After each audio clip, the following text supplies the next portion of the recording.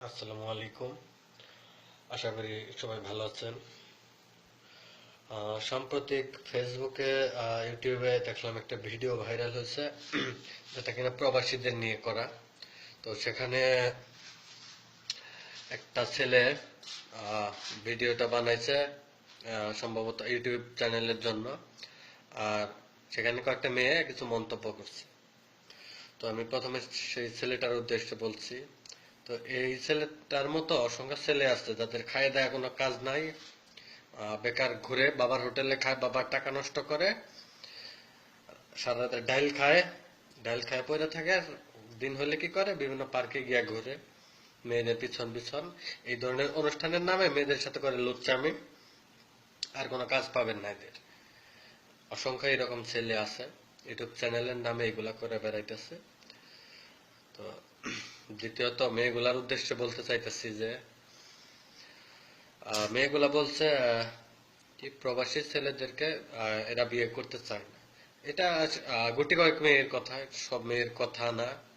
তো আমি সেই গুটি কয়েক মেয়ের উদ্দেশ্যে বলতেছি, আসলে প্রবাসী ছেলেদের প্রতি তোদের মানে তো অনাগ্রহ বা কি সমস্যা, কি তোদের? আমি এই জিনিসটা বুঝলাম না।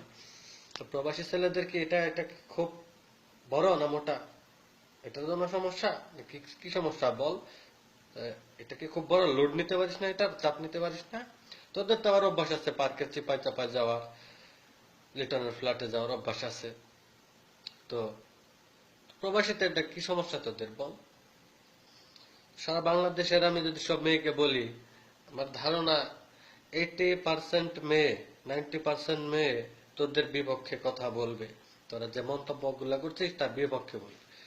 তো গুটি কয়েক কিছু মেয়ে তোদের পক্ষে পাইতে পারিস, ওইগুলা তোদের মতোই বেশ্যা। মন্তব্যটা করার সময় আমি ভালোভাবে খেয়াল করে দেখলাম ওইটা কোনো একটা পার্কে মন্তব্যটা করছিস। তো এত ভালো মেয়ে তোরা তোরা যদি মাগি না হস, বেশ্যাই যদি না হস, পার্কে কি তোদের? পার্কে কারা যায়? পার্কে যায় হাজবেন্ড ওয়াইফ। তোর কি বিয়ে হয়েছে? তোদের বিয়ে হয়েছে? তোদের হাজবেন্ড কোথায়?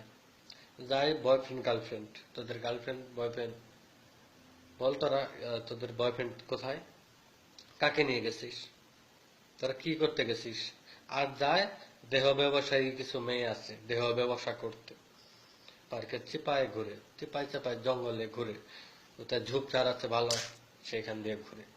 তোরা কি করতে গেছিলি? তোরা মাগি না হলে কি জন্য গেছিলি বল? এই কথার উত্তর দিবি।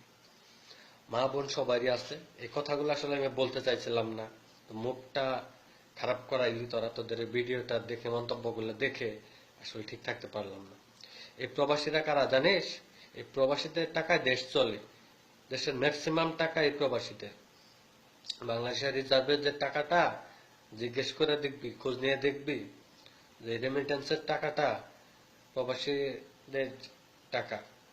বাংলাদেশ রেমিটেন্সে বিশ্বে 1 নম্বর স্থান করছে। কেমন স্থান করছে? এই প্রবাসীদের টাকা। তো আরো অনেক কিছু আসলে মুখে আসতেছে, কথা বলতে গেলে আরো বাড়বে। এত মুখ খারাপ করতে চাই না তোদের মতো বেশ্যাদের জন্য।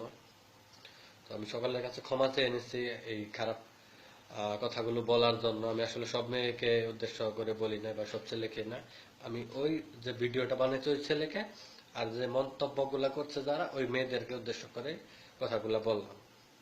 তো আশা করি ভবিষ্যতে প্রবাসীদের নিয়ে এই ধরনের কোনো ভিডিও বানানোর আগে বা কোনো মন্তব্য করার আগে ছেলে মেয়েরা যাতে একবার হলেও ভাবে যে প্রবাসীরা আসলে কারা।